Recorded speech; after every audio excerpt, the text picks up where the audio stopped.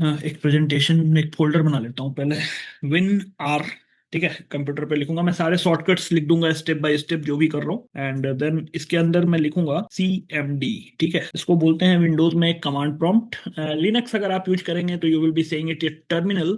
Mac OS भी आप use करेंगे तो यू आर गोइंग टू से कि इट्स अ टर्मिनल, ठीक है, वहां भी टर्मिनल ही बोला जाता है। एंड विंडोज में इसको CMD बोलते हैं, कमांड प्रॉम्प्ट। एंड इस तरह के काले कलर की स्क्रीन खुलती है। अभी फिलहाल आप लोकेशन देखेंगे तो we are somewhere C users admin के अंदर है, ठीक है। मतलब सी ड्राइव में एक एडमिन फोल्डर है जो मेरे सिस्टम का मेन फोल्डर है, जहाँ जो भी इंस्टॉलेशन वगैरह होती है वो वहां जाती है। तो इसके बारे में थोड़ा जानते हैं। So basically this is C drive. C drive के अंदर यूजर्स और यूजर्स में एडमिन होता है, ठीक है। अब एडमिन के अंदर अभी हम हैं, तो इफ आई वांट टू सी कि हमारे एडमिन के अंदर क्या क्या चीजें हैं, तो आई विल राइट dir, ठीक है। That is called directory. और डायरेक्टरी सर्च करते ही क्या आती है, पूरी की पूरी फाइल की लिस्ट आ जाएगी जो भी आपके पास रहे, ठीक है। स्क्रीन भर गई, अब इसको क्लियर करना है तो आई विल राइट CLS, ठीक है। That is called clear screen का शॉर्टकट है, तो स्क्रीन क्लियर हो जाएगी। Now what we need to do is कि हमें मूव करना है, ठीक है। तो मूव करना है, डी ड्राइव में जाना है, तो CD, आप कभी डी ड्राइव ऐसे भी लिखेंगे तो it will take you to the D drive, but मेरे में नहीं ले जाता है बिकॉज ऑफ सम परमिशंस। कुछ चीजें मैंने ऐसी इंस्टॉल कर रखी हैं जो कि इसके अलाउ नहीं करता। तो मैं क्या करूंगा, CD/D and then D drive. बिल्कुल जैसे डी ड्राइव लिखा जाता है, आपके ड्राइव से मैच होना चाहिए नाम, अदरवाइज ये काम नहीं करेगा। सो मैं आपको दिस PC पे लेके जाता हूँ। अब देखिए यहाँ D लिखा हुआ है, इसके साथ दो डॉट्स मिलते हैं, ठीक है। That is called colon, colon बोलते हैं इसको। एंड हम कॉलन को क्या करेंगे कि हम कॉलन पे रखेंगे। एंड /D, मतलब मैं क्या कर रहा हूँ कि उसे जबरदस्ती भेज रहा हूँ कि नहीं तुम डी ड्राइव में ही जाओ, ठीक है, because I need to work it here. अब यहाँ पे क्या करूंगा, मैं बनाऊंगा एक डायरेक्टरी MKDIR, और मैंने आपके बैच का नेम जो है पेस्ट करके लाया था, ठीक है, कॉपी करके लाया था। मैं आपका ये बैच बनाऊंगा। Basically I don't prefer this one because मैं अपने नाम में अंडरस्कोर यूज करता हूँ। And here I can see कि हमारे पास डैश लगा हुआ है, तो मैं अंडरस्कोर रखूंगा CX, दैट इज कॉग्निसिया X। DS का मतलब है डेटा साइंस, और JAN-B तो आपका ग्रुप है, ठीक है। और Jan 26, तो Jan_26, बेसिकली जैन नहीं चाहिए मुझे। मुझे आपका बैच ऐसे ही याद रहेगा, तो आई विल रिमूव B01, ठीक है। DS B01, ये आपका फोल्डर का नाम होगा। अब इससे पहले मेरे पास ये फोल्डर नहीं था, ठीक है। अगर मैं दिखाऊं तो I will make it clear. Let me control shift, ठीक है, Ctrl+X करूंगा, Ctrl+C कर लेता हूँ। चलो मैं तुम्हें दिखाता हूँ कि मेरे पास यहाँ डायरेक्टरी में क्या है। So you have different different things, ठीक है। एडवांस एक्सेल का फोल्डर है, ठीक है। अरुण करके फोल्डर है, फिर कॉग्निसिया XALMS है, ठीक है। फिर जुलाई PDF वगैरह ऐसे ऐसे करके रखा हुआ है, ठीक है। देन हम क्या करने वाले हैं कि we need to create our folder here, ठीक है। तो अगेन मैं CLS टाइप करूंगा, स्क्रीन क्लियर हो जाएगी। Ctrl+V करता हूँ, और ये मैं कॉपी करके ले गया था। So this will be your folder. अब तुम DIR करोगे ना तो तुम्हें ये फोल्डर दिखेगा वहां। चलो CX देखो, ये रहा तुम्हारा फोल्डर। ये जस्ट अभी 10:08 PM पे बना है, 7/1/2026 को। देख रहे हो, टाइम और डेट के साथ दिखाता है। So you will get to know कि ये जस्ट अभी अभी बना ही है। अब हम क्या करेंगे, हमारा फोल्डर तो बन चुका है, ठीक है। तो इस फोल्डर के अंदर आते हैं। चलिए आइए देख लेते हैं कि वाकई बना भी है या फिर बस यहाँ दिख रहा है। So if you open it, you have a folder CXD, और अभी खाली है। तो अभी मैंने जो कमांड चलाए हैं, अब आपको मैं रोड मैप समझा देता हूँ। पावर पॉइंट खोलूंगा, I will go it over here. ये ब्लैंक प्रेजेंटेशन होगी अपनी। दूसरी बात भाई, मेरी राइटिंग बहुत अच्छी नहीं होती, मैं कोड अच्छा करता हूँ, ठीक है। तो Win+R, that is first command.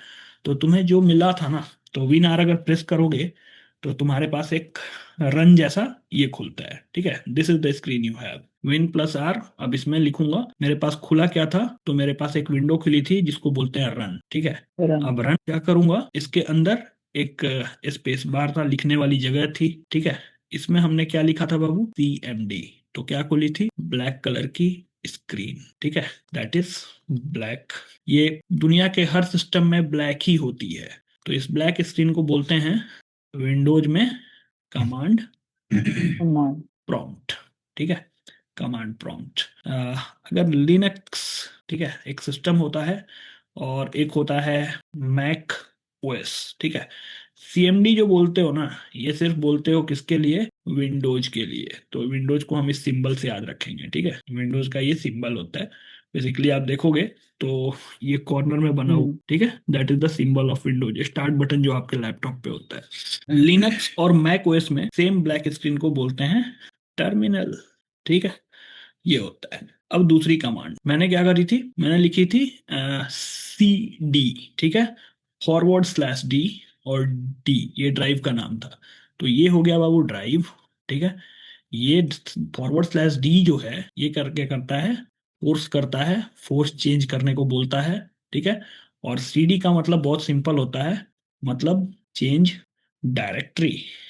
अब देखो कंप्यूटर ना, हम फाइल और फोल्डर समझते हैं, right, file and folders, but computer की दुनिया में उस फोल्डर को ही डायरेक्टरी बोलते हैं, ठीक है, जो आपको अक्सर येलो कलर की दिखती है, और दुनिया के हर एक कंप्यूटर में येलो ही दिखेगी, एक्सेप्ट लिनक्स में ऑरेंज दिखती है, ठीक है। तो दिस इज कॉल्ड फोल्डर, ठीक है, इसी को डायरेक्टरी बोलते हैं। तो हमने क्या किया, चेंज डायरेक्टरी फॉर फोर्स में किया, और बेसिकली नॉर्मल भी हो जाता है, बट अगर नॉर्मल नहीं काम कर रहा है तो हम फोर्स कर देते हैं, ठीक है। नेक्स्ट होता है, नेक्स्ट मैंने लिखा था एम के डीर, एम के डीर, ठीक है। एम के का मतलब होता है मेक, ठीक है, एम ए के ई मेक। डी आई आर का मतलब आपको पता है, मेक अ डायरेक्टरी, ठीक है, मतलब क्या होगा भाई, फोल्डर बनाएगा, ठीक है, फोल्डर बनाएगा। अब एम के डीर के आगे मैंने क्या किया था, आपने फोल्डर का नाम दे देना है, फोल्डर अंडर स्कोर नेम। अब आप कहोगे सर आप अंडर स्कोर क्यों फॉलो करते हो, तो that thing will be come in your concept, basically जब मैं तुम्हें पाइथन पढ़ा रहा हूँ तो उस टाइम बताऊंगा कि भाई क्यों बनाया था, ठीक है, क्यों अंडर स्कोर यूज करें, and it will be habit. अब यहाँ पे क्या होगा कि एक मैंने एम के डीर फोल्डर नेम लिखा and it will create a folder for us, ठीक है। अब इस फोल्डर में हम क्या करने वाले हैं कि whatever we are going to learn, हम इसके अंदर ही सब कुछ करेंगे, ठीक है, सब पढ़ के ही रखेंगे।